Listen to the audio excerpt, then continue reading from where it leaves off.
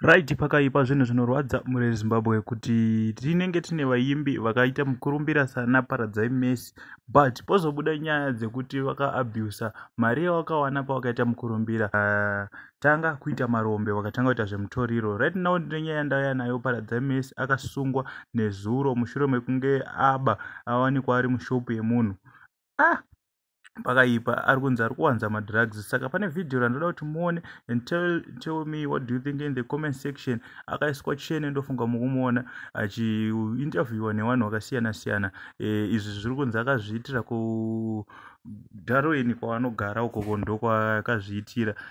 Mushure mekunge asisina kana chinhu. Unoziva nzara yedoro inokonzeresa zvakawanda. Saka ona this video mundiudza zvamunofunga in the comment section. Kana uchangosvika uchangotibata pa Bombshell Television, don't forget to subscribe. As kana uri returning subscriber nokupa sando kwamuri kuona hii video.